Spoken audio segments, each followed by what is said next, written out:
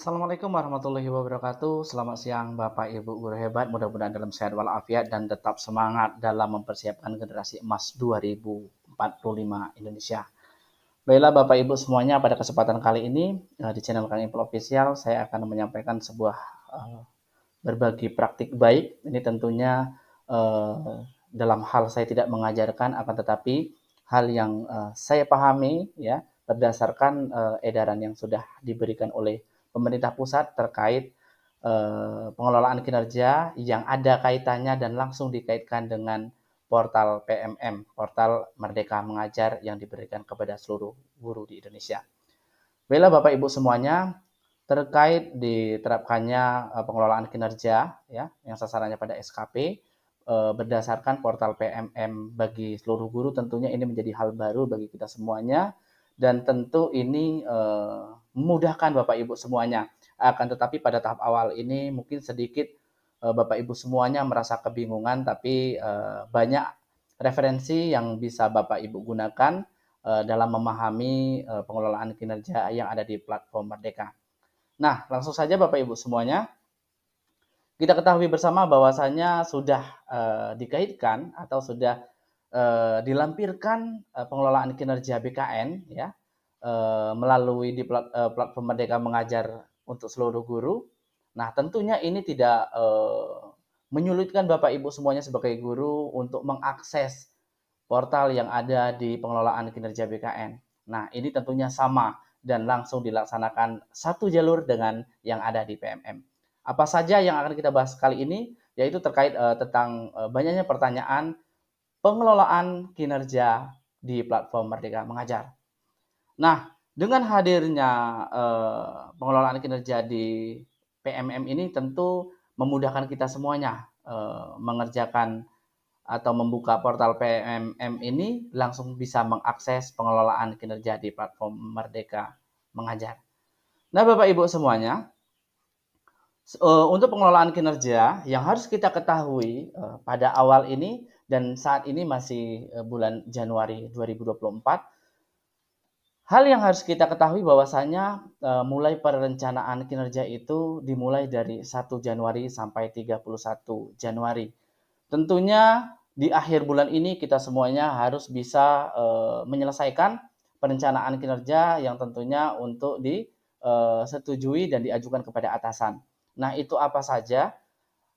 Nanti saya akan membuatkan satu video khusus terkait pengerjaan atau bagian awal membuka pengelolaan kinerja di PMM.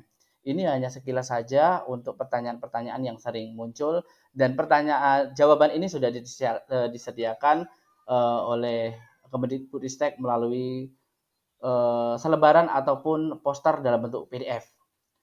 Nah, ini tadi mulai perencanaan kinerja itu dari 1 sampai 31 Januari. Jadi otomatis 1 bulan ini kita persiapkan untuk memulai perencanaan kinerja dan ini harus disetujui oleh atasan. Dalam hal ini kita di sekolah adalah kepala sekolah.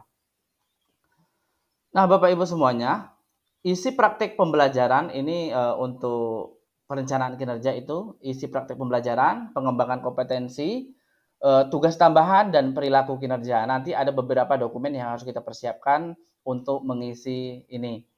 Oke, baik Bapak Ibu semuanya, kita lanjutkan dulu. Nah, ini mulai Januari 2024, proses pengisian SKP Anda akan menjadi lebih praktis, relevan dan bermakna dengan fitur pengelolaan kinerja. Nah, ini yang tadi saya sampaikan di awal.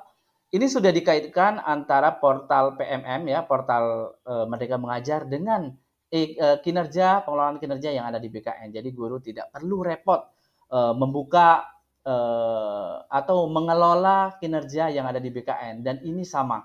Oke, karena langsung terhubung. Nah, karena itu Anda dan para pendidik lainnya, kita guru semuanya bisa lebih fokus dalam meningkatkan pembelajaran di satuan pendidikan. Dan portal yang kita buka hanya satu, yaitu hanya di PMM saja.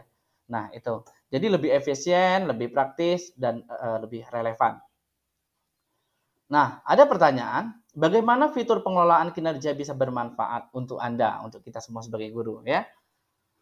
Dengan melakukan pengelolaan kinerja melalui PMM, Anda dapat menemukan kemudahan dalam setiap tahapan yang akan dilakukan pada setiap semester.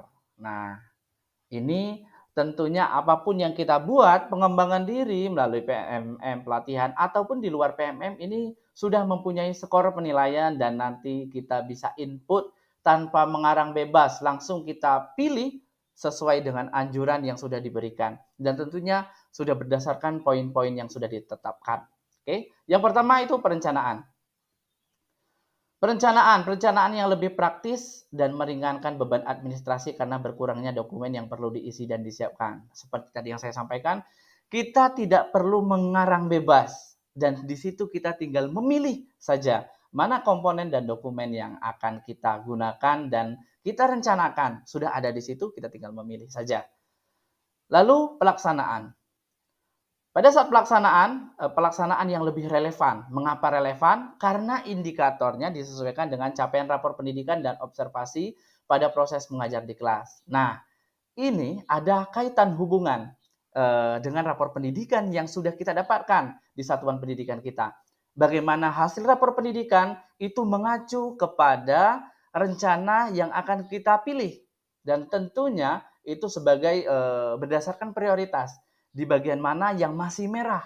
Dan kalau tidak ada yang merah, di bagian mana yang masih kuning. Dan apabila sudah hijau semuanya, bagian mana yang lebih kita prioritaskan. Tentunya untuk memilih ini perlu adanya musyawarah dengan atasan atau dengan kepala sekolah dan seluruh guru. Nah, ini mana yang akan kita dulukan atau kita prioritaskan. Yang ketiga, penilaian. Penilaian yang berdampak pada peningkatan kualitas pembelajaran murid dan Anda bisa memperoleh apresiasi yang sepadan dengan kinerja dan kompetensi diri. Nah, dari sini kita lebih bisa menghargai diri kita.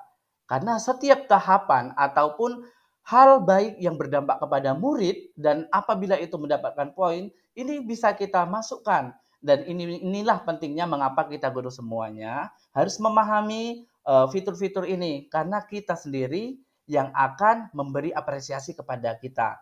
Nah, makanya kalau dapat ya kita memahami seluruhnya ya, tidak mungkin minta bantuan kepada orang lain. Kalau minta bantuan mungkin pada awal-awal saja dan setelah itu kita bisa mengoperasikan sendiri. Karena apa? Kita lebih tahu kesiapan dan kemampuan kita serta apa saja hal-hal apresiasi yang akan diberikan kepada kita. Oke? Lalu siklus pengelolaan kinerja kini lebih jelas. Nah, pada saat perencanaan, kita ketahui bersama di SKP ini dalam 1 tahun itu dilaksanakan pada dua kali, yaitu semester pertama dan semester kedua. Di semester pertama itu perencanaannya di bulan Januari dan di semester kedua itu pada bulan Juli. Lalu pelaksanaan pada semester pertama dari Februari sampai bulan Mei, lalu pelaksanaan yang semester kedua itu antara Agustus dengan November.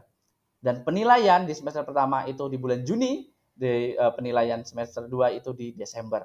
Jadi di situ tahapannya sudah jelas dan sangat-sangat akuntabel, sangat transparan, bisa kita akses seluruhnya, tahapan-tahapannya sudah kita ketahui, tinggal kita saja yang mengoperasikan. Rasa saya sangat mudah sekali, akan tetapi pada awalnya saja kita lebih banyak waktu untuk memahami.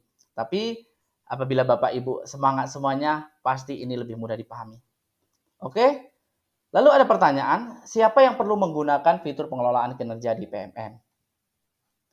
Nah, guru dan kepala sekolah ASN dalam binaan pemerintah daerah akan melaksanakan pengelolaan kinerja melalui platform Merdeka Mengajar. Nah, ini ada ASN, PNS, dan P3K. Ada pertanyaan, lalu bagi guru honorer bagaimana? Oke, di sini sudah dijelaskan bahwa bagi guru non-ASN, Anda juga dapat memanfaatkan fitur pengelolaan kinerja untuk ikut meningkatkan kualitas pembelajaran murid. Nah, guru honorer yang non-ASN juga berhak untuk mendapatkan penilaian. Makanya dianjurkan juga untuk membuat atau mengoperasikan ini, ya, mengakses ini pengelolaan kinerja di PMM. Mudah-mudahan dalam waktu dekat Bapak Ibu yang masih honorer akan segera diangkat menjadi ASN. Oke, baik. Ini adalah harapan kita semuanya ya bagi kawan-kawan honorer yang masih berjuang. Tetap semangat ya. Apapun program pemerintah kita tetap laksanakan. Jangan kita nunggu ASN. Mudah-mudahan dalam waktu dekat Bapak Ibu semuanya akan diangkat menjadi ASN. Nah, oke, jadi ini diperuntukkan untuk ASN dan dianjurkan untuk rekan guru honorer. Lalu, apakah Anda harus tetap mengisi SKP melalui e-kinerja BKN? Sudah saya singgung di awal tadi. Nah, ya, ini sudah dikaitkan. Fitur pengelolaan kinerja di PMM telah terintegrasi dengan e-kinerja BKN. Jadi, Anda tidak perlu lagi mengikuti SKP melalui e-kinerja BKN. Jadi, Bapak Ibu guru hanya mengakses portal PMM saja, otomatis sudah terintegrasi yang ada di e-kinerja BKN. Jadi, hanya diakses di PMM saja. Jadi mencari perangkat di PMM, mencari pelatihan di PMM, mengikuti kombel di PMM, mengikuti pelatihan mandiri di PMM, dan ditambah fitur dengan Kemendikbudristek yaitu pengelolaan kinerja yang ada di PMM. Oke, sangat mudah sekali. Lalu pertanyaan selanjutnya, kapan waktu terakhir melakukan perencanaan pengelolaan kinerja? Oke, perencanaan pengelolaan kinerja dapat dilakukan hingga 31 Januari 2024. Setelah itu Anda dapat melanjutkan ke tahap pelaksanaan. Jadi Anda masih memiliki waktu untuk memahami langkahnya dan mendiskusikan rencana kinerja Anda bersama kepala sekolah. Nah, ini sangat penting sekali memanfaatkan waktu yang ada tersisa tinggal beberapa hari lagi menjelang 31 Januari ya untuk menentukan mana prioritas yang akan kita ambil sebagai tahapan perencanaan. Nah, itu tentunya berdasarkan rapor pendidikan yang sudah kita dapatkan. Bagian mana saja yang perlu diperbaiki. Nah, itu saja ya beberapa pertanyaan yang sangat banyak sekali sepertinya karena ini sampai dibuatkan selebaran poster ya atau beberapa lembar poster dalam bentuk infografik pengelolaan kinerja dalam bentuk PDF. Dan Bapak Ibu semuanya tentunya bisa memahami melalui berbagai pertanyaan ini. Baiklah, terima kasih. Mudah-mudahan Bapak Ibu memahami ini semuanya pelan-pelan sambil kita pelajari. Mudah-mudahan ke depannya bisa membuat kita lebih baik dan membuat pekerjaan kita lebih sederhana. Terima kasih. Terakhir, mohon maaf atas segala kesalahan dan kesilapan. Terus dukung channel Kang Ipul Official dengan subscribe, komen, dan like. Terlebih terkurang saya mohon maaf dan saya Eri. Assalamualaikum warahmatullahi wabarakatuh.